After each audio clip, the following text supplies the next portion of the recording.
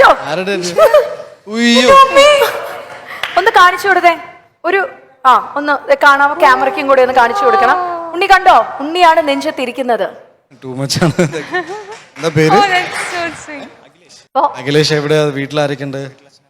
അച്ഛനമ്മ. പെണ്ണിനെ വിട്ട് ഉണ്ണീനെയാണ് മനസ്സിൽ കയറ്റിയിരിക്കുന്നത്. ഉണ്ണീനെ ഗേൾ ഫ്രണ്ട് ഉണ്ടോ എന്ന് ചോദിച്ചത്. ചേട്ടന് ഗേൾ ഫ്രണ്ട് ഉണ്ടോ? ഇല്ല. അപ്പൊ പെൺകുട്ടി വന്ന് ഈ ഉണ്ണിയുടെ ഫോട്ടോ മാറ്റി എന്റെ ഫോട്ടോ വെക്കണമെന്ന് പറഞ്ഞാൽ എന്ത് ചെയ്യും ചേട്ടൻ? അവളെ വേണ്ടാന്ന് വെക്കുവോ? അല്ല, അവളെ ഇപ്പുറത്തെ നെഞ്ചി ബാധിച്ചൂടെ? വേണ്ട. മറ്റേ സിനിമ മറ്റേ അനിമലത്തെ സ്വഭാവം. ആരാധന മാത്രല്ല, സ്വഭാവം എവിടെയൊക്കെ അങ്ങനെയാന്ന് തോന്നുന്നു. അഖിലേഷ്, ഒരുപാട് സന്തോഷമുണ്ട്. ഇനിയും ഇങ്ങനെ ടാറ്റു ചെയ്യാതിരിക്കുക. ഒരു ടാറ്റു മതി ചേട്ടന് എന്തായാലും.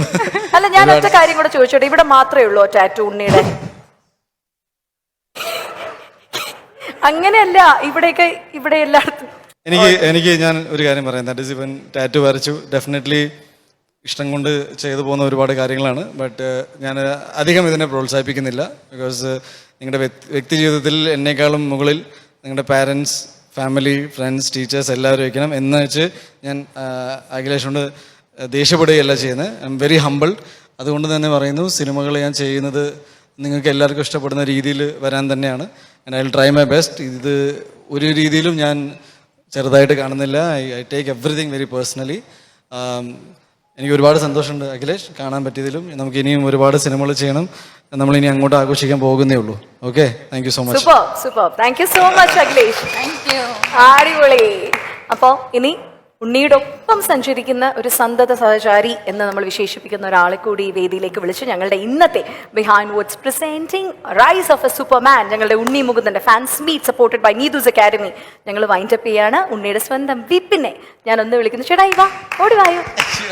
ഒന്ന് ഓഫ് സ്ക്രീൻ ആണ്, എന്നാൽ പോലും ഞങ്ങൾ ഓൺ സ്ക്രീൻ കാണിക്കുകയാണ്. ഉണ്ണിയുടെ ഈ ഒരു ഗ്രോത്തിനോടൊപ്പം തന്നെ സഞ്ചരിക്കുന്ന, അതിനുവേണ്ടി എല്ലാ വെൽവിഷറായിട്ട് സപ്പോർട്ട് ചെയ്ത് നിൽക്കുന്ന ഒരാൾ കൂടിയാണ്.